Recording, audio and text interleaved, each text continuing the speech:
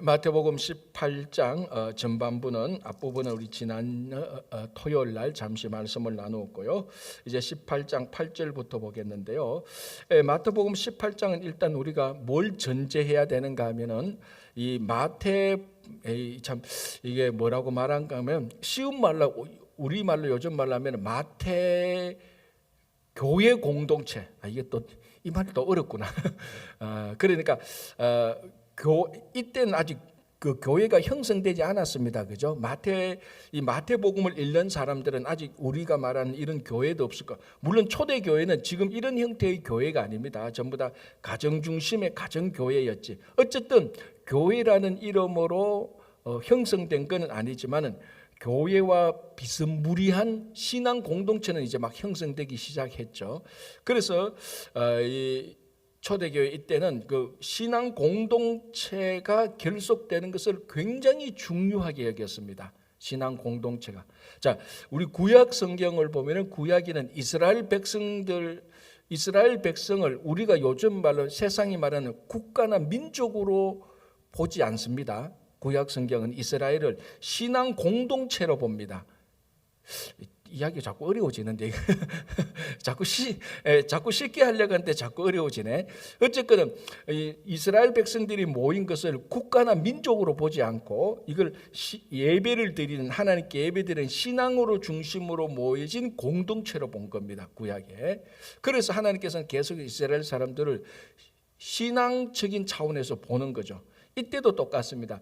이제 이때는 완전히 새로운 신앙 공동체가 생겼죠. 왜 새로운 신앙 공동체가 생깁니까? 예수님 때문에. 그럼요.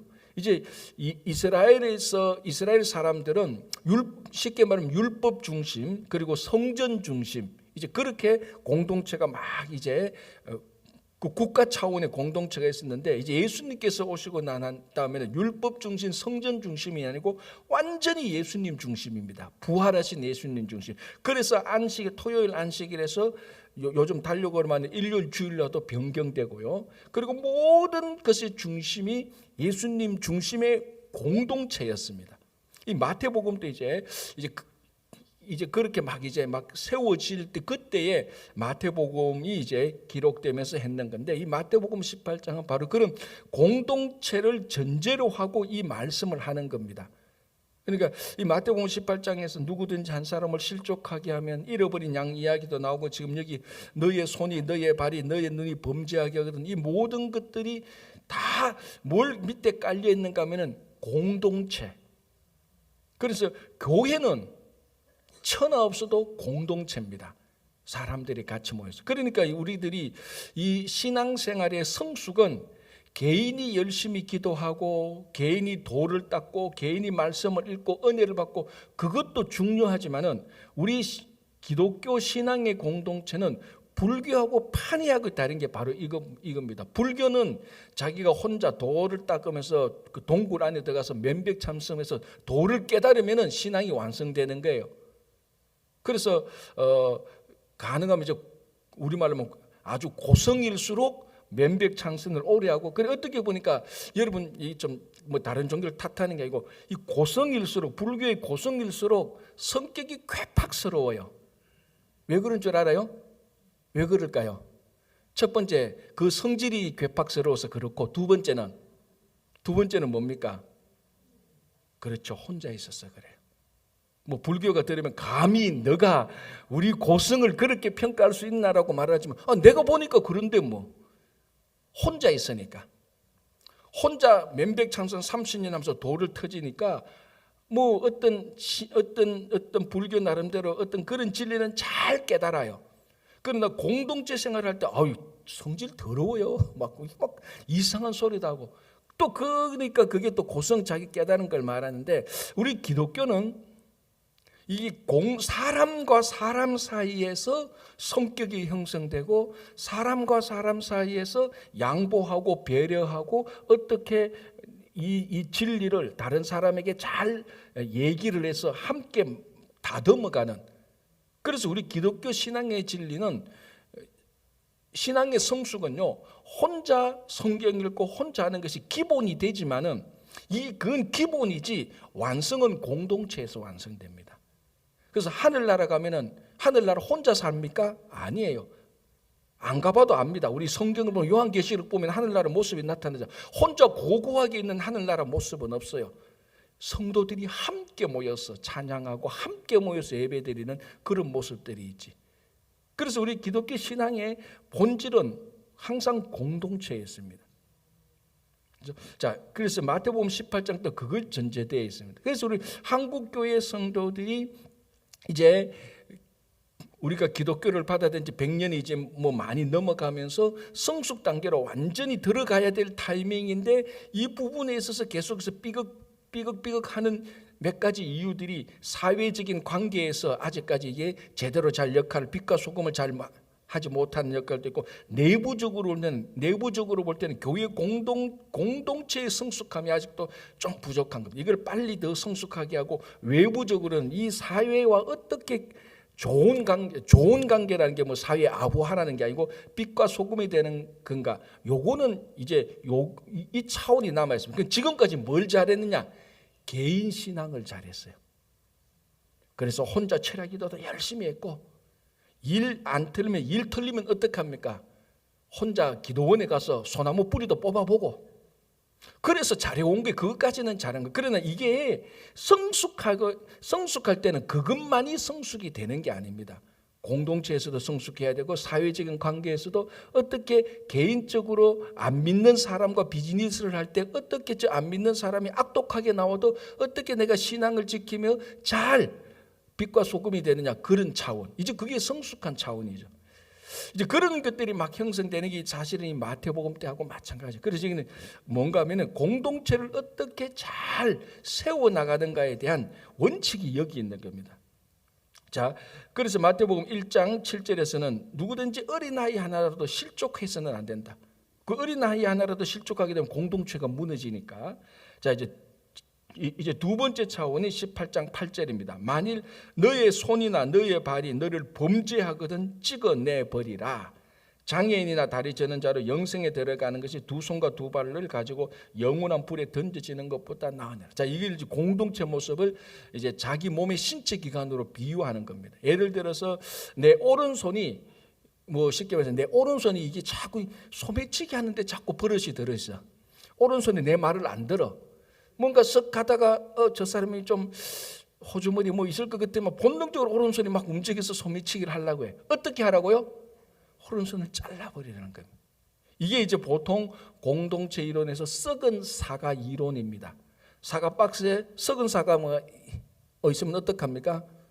빨리 끄집어내야 되는 겁니다. 이 썩은 사과 하나 때문에 다른 옆에 사과까지 다 더러워지고 냄새도 나고 이제 그러면은 썩은 사과의 그 더러운 것이 다른 이 사과에도 올라가면 사과가 더러워지고 사과도 썩기 시작하니까 썩은 사과를 빨리 요 썩은 사과 그래도 잘 놔두면은 혹시 또 좋아지지 않을까? 그런 일이 없습니다. 이 썩은 사과는 이미 썩었고 썩은 사과 때문에 다른 건강한 사과까지도 영향을 얻으니까 썩은 사과를 빨리 꺼내야 되는 겁니다. 이게 바로 썩은 사과 이론하고 마찬가지입니다. 너의 손이나 너의 발이 딱 너를 실족해 하거든 그거를 잘라라. 그래야 그거 없이 천국에 들어가는 것이 낫지. 그 손에 그 몸에 지체 하나 살리라고 하다가 네 몸 전체가 다 망가진다라는 거예요. 제가 작년부터 제 발에 그 굳은 살이 약간씩 생기더라고요. 그리고 굳은 살인 게서 약간 이제 뜯었죠. 이게 뜯으니까 안 처음에는 뜯겨지는데 그 다음 날 보니까 또 있어요. 또 굳은 살이니까 또 뜯고 했는데 이게 몇 개월이면 한 1년 정도 뭐 아프지도 않고 약간데 나중에 이게 자꾸 커져요. 근데 커지니까 그러니까 이제 발에 약간 더 하니까 아프지는 않은데 이제 찝찝하기 시작한 거예요. 이제 거기서 더 가면 아픈 거죠. 이제 그래도 우리 한국 사람은 아파야 병원 가잖아요. 아플 때까지 기다린 거. 근데 이제 그러니까 약간 마디가 딱 결이 좀 아파요. 안 되겠다 싶어서 그래서 집 사람한테 얘기해서 보험되는 그 발병원에 이렇게 쭉 찾아가 보니까 목사님 이거는 굳은 살이 아니고 원래 사마귀였대. 조그만 사마귀인데 그걸 목사님이 자꾸 뜯어가지고 이 병균이 들어가지고 지금 겉에는 요만한데 안쪽에 뿌리가 많이 들어갔대요. 그럼 어떻게 해야 되는가? 수술을 해야 된대. 우린 또 수술 가면 깜짝 놀랐잖아요. 아니 무슨 수술을 하니까 아니 그런 수술이 아니고 한 뭐 몇 번 병원에 오가면서 이제 그거를 이제 이제 그 의사 선생님이 이제 그걸 좀 뭐라 그러면 이거 뭐 이런 걸로 뭐라고 그 다듬고 뭐 이렇게 하는 게 있대. 그래서 가니까 그걸 딱 보더만 생각보다 뿌리가 많이 들어갔대. 그 어떻게 해야 되는가? 이거는 그냥 다른 차원이 아니고 냉동을 시키더라고요. 그러니까 뭐 섭씨 뭐 40도인가 50도인가에서 확 냉동시키는데 처음에는 좀 얼얼하더라고요. 그래서 뭐 두 번째, 세 번째, 네 번째 돼가니까 이 냉동하는 온도를 더 낮추더라고요. 그런데 마지막에 한 6번째인가 갔는데요. 한 번 하고 병원에서 나오는데 걷지를 못하겠더라. 그래서 제가 막 와서 짜증냈어요. 혼자. 아니 그 의사 선생님 무식하게 말이지 내 발을 망가뜨리려고 아니 이 마취도 안 하고 막 이렇게 하더라고요. 그날은 하루 종일 아니 월요일 날 이제 오전에 갔는데 화요일까지도 걸음이 불편해서 그래서 내가 2번 다시 안 간다고 그 다음 주에 한 번 더 오라고 해서 한 번 더 갔는데 뭐 출혈팩이 맞춰가 못 갔어요. 그리고 지금까지 안 갔어요. 그런데 마지막에 워낙 치료를 세게 해가지고 이제 다 나았어요. 지금 문제가 아무 문제가 없어요. 다 나았어요. 그러면서 제가 뭘 느낀가 하면은 지금 제가 뭐 의료에 대해서 말하는 게 아니고 이 본문에 대해서 말하는 겁니다.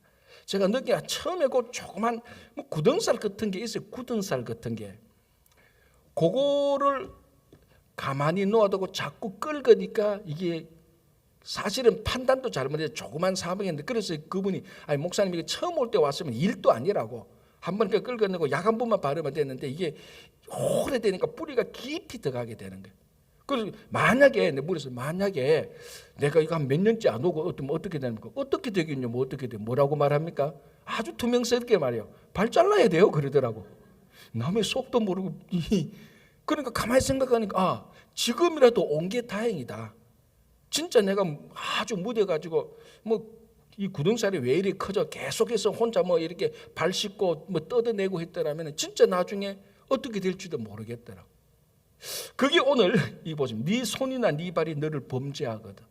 너 이거 굳은살 조그만 사마귀 하나가 너 발을 잘못하게 하거든. 그걸 일찌감치 분별하고 제거해줘야 그 이 발 하나가 건강해지는 겁니다. 공동체가 지금 그걸 말하는 거예요.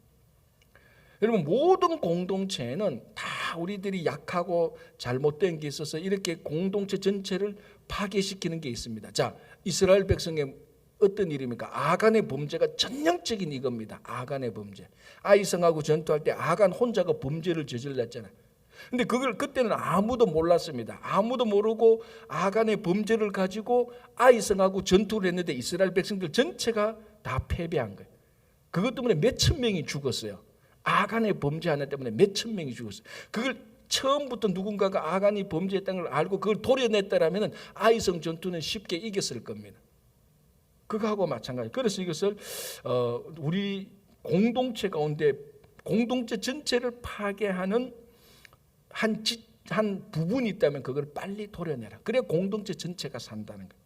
자, 그런데 그 다음에 넘겨를 보면은 12절, 13절, 14절에는 전체적인 맥락에서 또 이거하고 반대되는 얘기를 해요. 그게 뭡니까?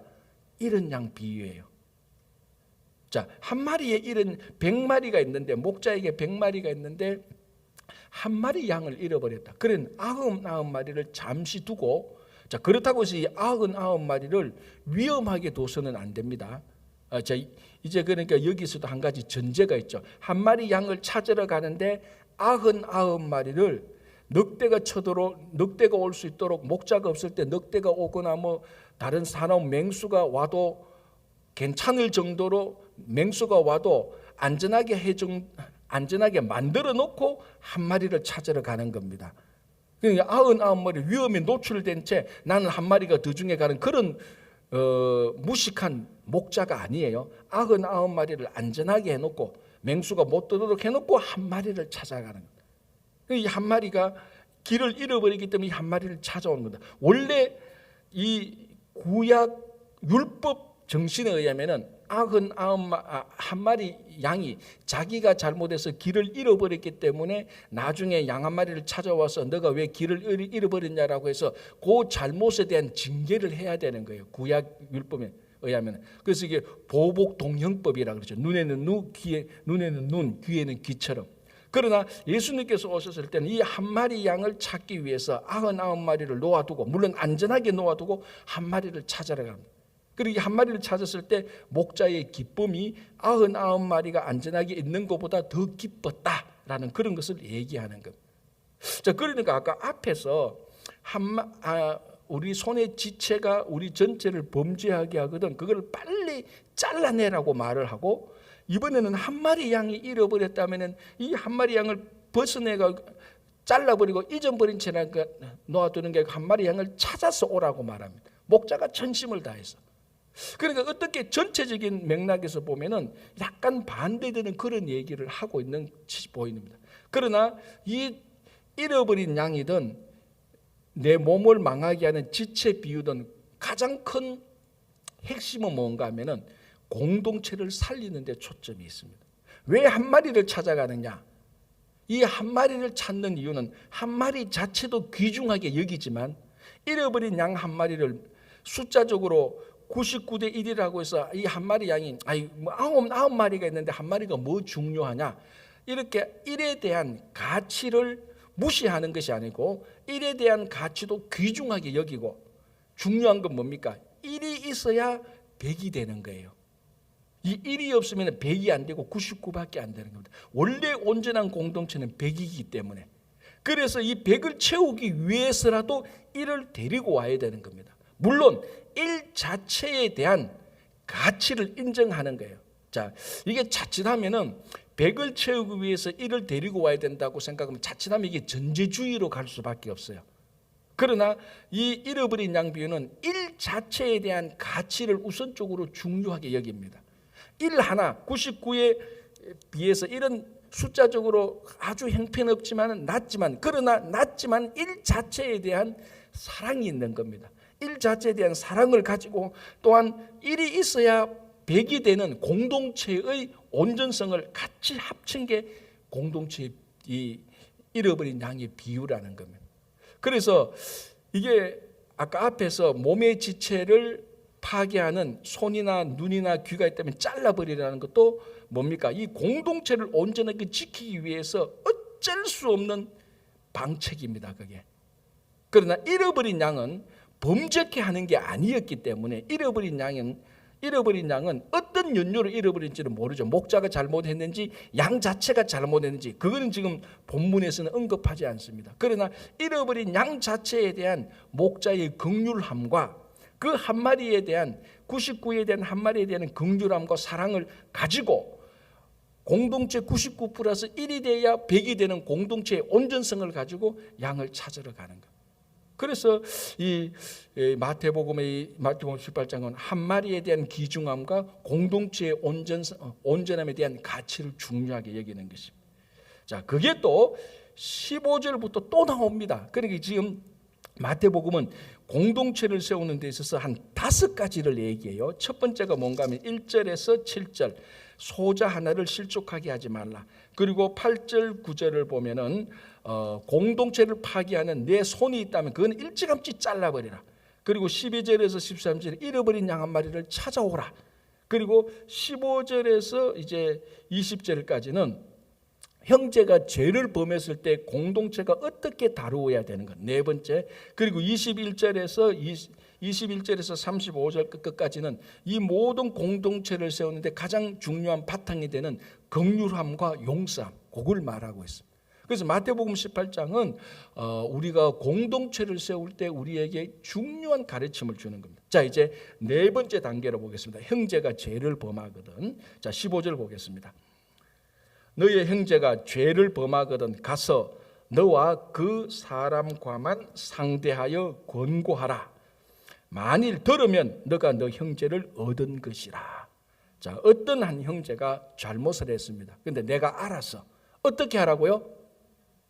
네가 조용히 찾아가서 그 사람과 얘기를 해서 아무도 모르는 상태에서 그 사람과 얘기해서 그 사람을 해결해서 공동체로 데리고 오라는 겁니다.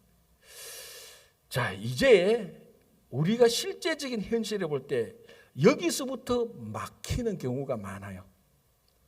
이제 이게 성숙한 공동체냐 성숙하지 못한 공동체가 여기 있었는데, 실제로 어떤 한 사람이 잘못을 했습니다. 그러면은 내가 그것을 알았어요. 근데 진짜로 찾아가서 야, 지금 아무도 모르는데 내가 어떻게 하다 보니 너의 잘못을 알게 됐다. 그런데 이런 잘못 가지고는 우리 공동체에서 이거 해결해야 된다. 그래서 그 잘못을 앞으로 하지 마라. 그러면 이 잘못한 사람이 고맙다. 내 잘못을 깨우쳐줘서 고맙다. 그래, 알았다. 참 네가 나를 이런 내 잘못을 온 동네방네 소문내지 않고 이렇게 해서 잘 여기서 내 허물을 덮어주니 고맙다. 이렇게만 되면은 완벽한 케이스입니다. 이게 잘 될까요? 안 되니까 두 번째, 세 번째가 나오는 거죠. 이게 잘 되면은 두 번째, 세 번째가 안 돼. 그냥 초대교회 때도 이게 잘 안 됐다는 거예요. 근데 사람들이 어떤 진짜로 물론 이렇게 하는 사람도 있어요. 진짜 성숙한 사람은 내가 잘못했다. 야, 네가 내 잘못을 깨우쳐주니 참 고맙다. 그 네가 너가 또 내 허물을 드러내지 않고 이걸 감추어주니 고맙다. 앞으로 이런 일은 없도록 하겠다. 아주 진짜로 성숙한 케이스죠. 그런데 대부분은 앞에서는 고맙다고 집에 들어가서는 이를 갈죠. 그래, 네가 내보다 잘났다고 뭐 이런저런 소리를 해. 한 일주일 일을 갈다가 한번 두고 보자. 네 잘못했을 때 내가 그래도 요거는 괜찮아요. 요거까지도 괜찮아요. 왜냐하면 왜 괜찮다기보다 그래도 이 일이 일파만파로 번지지는 않잖아요. 그래도 두 사람 간에 조용한 가운데서 일이 진행되기 때문에 전체 공동체에서 일파만파로 번지지는 않습니다. 그런데 이제 이게 대부분을 보면 일파만파로 번집니다. 꼭 두 사람 가운데 하나는 밖에 얘기를 해요. 자, 어쨌든 이게 안 되거든. 자, 16절 어떻게 됩니까? 만일 듣지 않거든 한두 사람을 데리고 가서 두세 정인의 입으로 말마다 확정하게 하라. 이제 여기부터는 거의 제가 볼 때는 우리 이민교회에서는 이게 거의 불가능하게 되는 겁니다. 참, 근데 이 공동체의 어떤 한 사람이 잘못했을 때 이것을 어떻게 다룰 것이냐, 이거는 진짜로 우리가 진짜로 하나님 앞에 기도하고 어떤 양심의 거리낌 없이 이 잘못을 한 사람이나 그 잘못한 형제를 다루는 사람이나 참 진짜로 성숙한 모습으로 다가가지 않으면요, 차라리 안 다루는 게 나아요. 이거 다루다가 계속해서 커지거든요. 그러나 이 마태복음에서 그렇지 않으면 공동체가 살 수 없다는 절박한 심정으로 말하고 있는 겁니다. 그래서 어떻게 하면은 자, 혼자 조용히 가서 두 사람 간에 그 당사자 간에 일이 해결되지 않거든 어떻게 하라고요? 한두 사람을 데리고 와서 두 사람의 정인을 세워서 말마다 확정하라. 그렇지, 그렇지. 자, 이제 이렇게 되면 어떻게 됩니까? 두 사람이 아는 게 아니고 세 사람이나 네 사람이 알게 되는 거예요. 엄밀히 말하면 네 사람이죠. 왜냐하면 잘못한 사람, 나, 그리고 두 사람의 정인을 세워야 되니까. 네 사람이 아는 것은, 우리 이민사에서 네 사람이 아는 것은 온 세상이 아는 거하고 똑같습니다. 제가 늘 얘기합니다. 이건 비밀이다. 당신 아내에게도 얘기하지 마라. 저는 항상 얘기해요. 저는 지금 집사람한테 있잖아요. 제가 지금 집사람에게 얘기하지 않은 게 몇 개 있어요. 집사람은 서운하지만 어쩔 수 없어요. 내가 목회자니까 와이프한테 내가 집사람을 못 믿어서가 아니고 이거는 그 사람과의 목회자로서의 양심을 걸고 들었던 얘기니까 얘기를 안 하는 거예요. 어쩔 수 없어요. 그래서 제가 늘 얘기합니다. 당신 아내가 아무리 훌륭한 성숙한 인간이라 할지라도, 인간의 사람이라 할지라도 당신 아내에게 얘기하는 것은 모든 교회 공동체한테 얘기하는 거하고 똑같다고 저는 그런 생각해요. 왜? 그 사람의 부인을 못 믿어서, 아내를 못 믿어서 아니고 그 사람이 얘기하면 막 떠벌리고 아니고 그 얘기를 들으면은 그런 행동이 나타날 수밖에 없어요. 들었기 때문에. 그래서 안 듣고 그냥 하는 게 좋아요. 무슨 말인가 하면 4명이 들었다? 이거는 전 세계에 알리는 거하고 똑같습니다. 요즘 사이에. 그러니까 이 참 은밀성이라는 것은 진짜 내만 알고 있어야 돼요. 아무리 친해도 얘기하는, 그러면서 어떨 때는 그 친한 사람이 서운해하죠. 야, 그거 내한테 얘기하나. 그러나 아무리 친한 사람이 얘기할 게 있고 얘기해서는 안 될 게 있습니다. 나중에 보면은 좀 처음에는 서운할 수는 있겠지만 나중 지나면은 그 사람에 대한 신뢰가 갑니다. 아, 저 사람은 진짜 얘기하지 않는구나. 그리고 나의 가장 비밀한 것도 그 사람에게 얘기를 하고 거기서 얘기가 멈추는 거예요. 근데 희한한 것은 얘기하지 말라고 내한테 얘기했던 사람이 자기가 가서 다 얘기해버려요. 나는 내 아내한테도 얘기하는데 소문이 어떻게 퍼져서 자기가 얘기해놓고 자기가 다 하는 거예요. 이거는 4명 정도가 가면은 이미 비밀 유지가 어렵습니다. 그럼에도 불구하고 이 일을 해결해야 되는 공동체의 절박함이 들어가 있는 거예요. 자, 그래도 안 된다. 자, 어떻게 하라고요? 18절. 진실로 너희에게는 무엇 죄송합니다. 이게 16절 17절 죄송합니다. 만일 그들의 말도 듣지 않거든 교회의 말하고 교회의 말도 듣지 않거든. 자, 교회의 말하라. 오늘날 우리 말로 하면 뭡니까? 당회에 얘기하라는 겁니다. 이 교회에 이런 일이 있는데 처음에 당사자 간에 얘기해도 안 돼. 이거는 교회를 위해서 해결해야 될 일이야. 안 돼. 그래서 자기가 신뢰하시는 2사람 정인을 가지고 데리고 가서 얘기를 잘 해도 안 돼. 그러면 어떻게 하라고? 교회에 얘기하라. 듣지 않거든 교회에 말하고. 그럼 오늘날 말하면 그럼 교회에 말한다고 교회에 뭐 대자보를 써서 붙이라 그게 아니겠죠. 교회의 가장 중요한 이제 의결 기관인 당회에 얘기하라는 거예요. 그러면 이제 뭐 벌써 1단계, 2단계, 3단계면 소문은 다 퍼지는 거예요. 그래서 이걸 가만히 보면은 이미 교회에 얘기할 정도면 해결이 불가능하기 때문에 교회에 오는 거예요. 그러면 교회에서 하는 일은 뭡니까? 교회에서 일을 결정하는 건 뭡니까? 그러니까 이 정도 되면 교회가 결정을 해서 공고해야 되는 거예요. 자, 그래도 듣지 않거든 어떻게 되라고요? 17절 끝부분에 듣지 않거든 이방인과 세리같이 여기라. 자, 이방인과 세리같이 여기라는 의미는 뭡니까? 그거보다 더 심한 거예요. 뭡니까? 그거보다 더 심한 겁니다. 뭡니까? 출교입니다. 출교. excommunication, 출교시키라는. 여러분, 이 당시에 여러분 중세 시대까지 가장 무서운 형벌이 뭔 줄 압니까? 출교예요. 출교.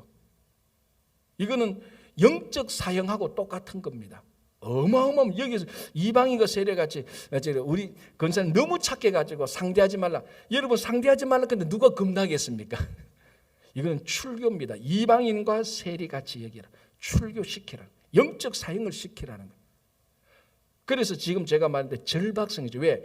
그렇지 않으면 교회 공동체를 지키지 못한다는. 그래서 오늘날 우리 특별히 이제 한국인들은 인간관계와 정 여기에 많이 얽혀 있습니다. 이게 나쁜 게 아니에요. 그러나 모든 게 다 장단점이 있어요. 미국 교회를 제가 약간 접해봤는데 미국 교회는 이런 절차가 우리보다 훨씬 더 잘 진행돼요. 미국 교회도 온전하지는 않지만은 그래도 우리보다 더 객관적으로 잘 진행되는데 한국 사람은 인간관계와 정이 맺혀 있기 때문에 이런 프로세스가 굉장히 힘들더라고 제가 보니까. 그러나 이게 미국 교회든 한인 교회든 인간관계든 정이 있든 엄밀히 말해서 공동체가 위험에 처했을 때 이것을 살리기 위해서는 이런 절차까지 가는 거예요. 그래서 이게 이방인과 세리같이 여기라 출교시켜라. 영적 사형입니다. 그래서 공동체를 지키기 위한 방편이 나오는 겁니다. 자, 그리고 난 다음에 뭘 진짜 중요하게 하는가 하면 18절을 보시기 바랍니다. 진실로 너희에게 이르노니 무엇이든지 너희가 땅에서 매면 하늘에서도 매일 것이요 무엇이든지 땅에서 풀면 하늘에서도 풀리리라. 진실로 너희에게 다시 이르노니 너희 중에 2사람이 땅에서 합심하여. 뭐가 중요합니까? 합심입니다. 사람과 사람 간에 안 맞는 거예요. 마음. 그러니까 이게 죄를 범해서 엄밀히 2사람이 만나서 일을 해결하려고 해도 안 맞고 2-3사람이 정인을 데리고 가서도 안 맞고 교회가 공식적인 결정을 해도 거기에 따르지 않고 이 모든 것의 베이스가 합심이 안 되는 거예요. 합심은. 그래서 뭐라고 하는 거예요? 너희들이 합심해서 땅에서 풀면 하나님께서 하늘에서도 풀어줄 거라는 겁니다. 그러니까 이 하나님이 이 공동체가 합심하면은 하나님께서 너희들이 합심한 것을 하나님이 권위를 주겠다는 걸 말하고 똑같은 거예요. 너희들이 오케이, 너희들이 합심해서 오케이 하면은 나는 무조건 오케이다 이 말이에요. 그러니까 하나님께서 합심한 사람들의 권위를 하나님의 권위만큼 인정하는 겁니다. 그래서 공동체가 하나 합심되는 것이 얼마나 하나님께서 중요하게 여기는 거예요. 너희들이 합심해서 기도하면, 두 사람이라도 합심해서 기도하면 내가 그 기도를 들어주고 너희와 함께 하겠다는 거예요. 두 사람이라도 합심해서 풀면은, 두 사람이 합심해서 마음을 뭉쳐서 너무 기뻐가지고 그거 풀면 나도 풀어줄게. 두 사람이 합심해서 묶으면 나도 묶어줄게라는 겁니다. 그러니까 이게 하나님께서 그 공동체가 서로 합심, 물론 합심해서 나쁜 일을 하는 건 안 돼요. 공동체가 합심해서 하나님을 할 땐 두 사람만 합심해도 하나님의 마음이 너무너무 기쁘다는 걸 얘기합니다. 그래서 18절 19절까지는, 그래서 20절은 뭐라고 합니까? 두세 사람이 내 이름으로 모인 곳에는 나도 그들 중에 있느라. 이게 우리가 요 구절만 딱 떼서 말씀을 봐도 은혜롭지만, 이게 전체적인 그 맥락에서, 방금 제가 얘기했는 맥락에서 이 본문을 보면 훨씬 더 하나님께서 기뻐하는, 두세 사람이 하나님의 이름으로 모인 것만 해도 나는 무조건 거기 갈게. 아무리 바빠도, 우리말로 하면 아무리 바빠도 두세 사람이 합심해서 거기 함께 모이면 내가 거기를 우선순위로 너희들과 함께 하겠다는 거예요. 공동체가 하나가 되는 것, 마음을 합치는 것, 굉장히 하나님께서 기뻐하는 것이죠. 그렇죠? 자, 이제 21절 어떤 거 보면 이 모든 것의 총체적인 이제 결론적으로 한 가지 비유를 드는 거죠. 그게 뭡니까? 용서하지 못하는 관리 비유인데, 그 앞에 베드로가 먼저 얘기합니다. 21절 베드로가 나와 이르되 주여 형제가 내게 죄를 범하면 몇 번이나 용서하여 주리까? 7번까지 하오리까? 자, 여기에는 어떤 좀 뉘앙스가 있는가 하면 베드로가 지금 굉장한 지금 프라이드를 가지고 말하는 거예요. 예수님, 형제가 잘못하면 7번까지 하면 되지요. 그러면 이 베드로는 분명히 예수님에게 칭찬받을 걸 예상하고 왔을 거예요. 와, 베드로, 너 7번까지 용서해 준단 말이야. 와, 넌 진짜 내 제자가 될 자신이다. 그런 걸 기대했을 겁니다. 왜 7번 용서한다는 것은 어마어마하게 용서하는 겁니다. 자, 우리가 실제로 이 숫자의 의미를 우리가 숫자의 의미를 빼더라도 7번 용서하기가 쉽습니까? 한국 사람은 무조건 30판이에요. 30판 지나가면 끝이에요. 4번째 안 돼. 우리는 30판에 끝나. 그런데 7번까지 간다. 똑같은 죄를 7번 용서한다. 숫자적으로 진짜 7번 용서하는 것도 제가 봤을 때는요, 실제적으로 우리 교회에서 요까지만 해도 저는 아멘이에요. 요까지만 해도 아멘. 진짜로 우리가 7번까지만 딱 숫자로 세서 좋아. 네 이랬지 1번, 2번, 3번, 7번까지만 용서하면 지금 우리 모든 공동체가 갈등과 분열이 있는 거 제가 볼 때 99%는 다 해결될 거예요. 7번까지만 해도. 그러니까 베드로가 굉장한 프라이드로 왔죠. 내가 7번까지 용서해도 돼. 예수님께서 와, 너 7번까지 그만큼 생각해서, 보통 사람은 3번까지 생각하는데 너 7번까지 생각해서 와, 베드로 막 안아줄 걸 기대하고 간 거예요.